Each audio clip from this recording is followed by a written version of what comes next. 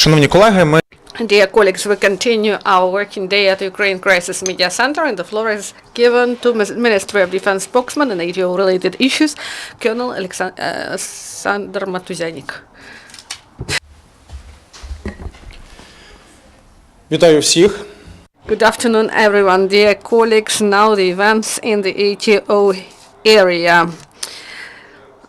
The situation in the ATO area remains under control, but the number of armed provocations delivered by the enemy increased compared with 21st of September. There are sporadic mortar shellings and enemy snipers are active. Ukrainian forces hold their positions and are ready to repel the militants that are trying to provoke Ukrainian forces. Now, in more detail. In Lugansk area, the theater of military provocations is broadened. Near Novozvanivka, the militants opened fire with the use of small arms and APCs, and also they delivered one shelling from grenade launcher in the region of Popasna, and also near Oleksandrivka, enemy sniper was active. In the Donetsk area, the militants delivered short-term mortar shelling in the region of Avdiivka and Vasilivka. On the whole, they launched 8 mortar mines. Also, illegal gangs used small arms near Avdiivka and in the suburbs of Gorlovka. The rest of Donetsk area, there was full lull. The Mariupol area, the number of armed provocations a little bit decreased. The enemy used exclusively small arms, and once they used machine guns near Marinka, Starognatovka and Talakivka. And near Taramchuk, an enemy sniper was active. During last 24 hours, in the result of the military actions, 1 Ukrainian serviceman was wounded because of sniper fire. It happened near Taramchuk, and no Ukrainian serviceman was killed. According to the information provided by the Chief Intelligence Department of MOD, there is rotation in the ranks of the militants and reinforcement of frontline forces.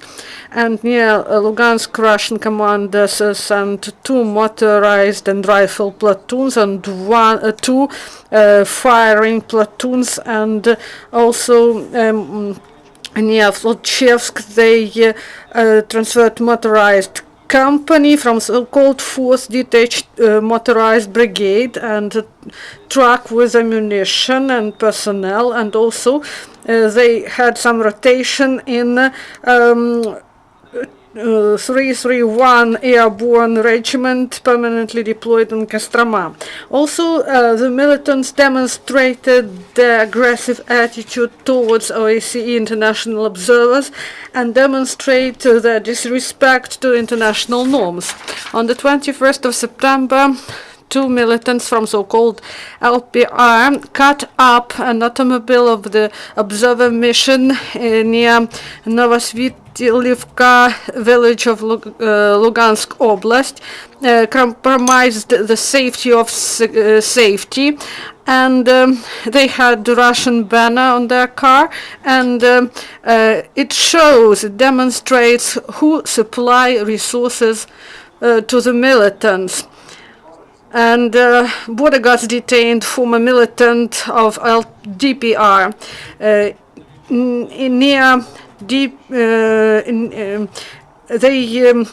law enforcers verified the bus in Lugansk Oblast, and they found a resident of Donetsk Oblast who traveled to Moscow, and this militant served in Vostok Battalion in 2014 and served at checkpoints of the militants, and now he was handed over to police.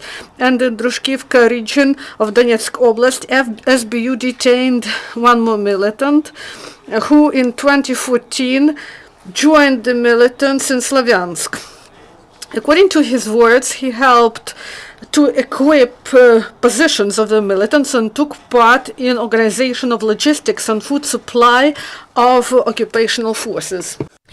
At the same time, the earlier detained militants are imposed due punishment. The Court of Appeals in Donetsk region sentenced the information provider of militants to 4 years in jail. During January 2015, he collected data on locations and movements of ATO forces. This information was used by occupants for precise artillery shellings on Ukrainian servicemen positions and civilians' houses. The Security Service of Ukraine found the next in turn cache with ammunition near the village of Vodene in Donetsk region. The security officers seized from the cache an anti-personnel mine MON 50, 5 grenades, RGD-5 with detonators, a smoke grenade, about 5,000 cartridges of various calibers, electric detonator and other devices for explosive detonations. Ukrainian troops continue to improve their combat efficiency. The Signal Corps of the Armed Forces have completed a 2-day command and staff exercises. They practiced in the tasks on cooperation with other units and also deployed transport vehicles to provide faultless communications. In the Lviv region, the military engineers trained to launch pontoon bridges to span water barriers. They launched a total of 6 pontoon bridges.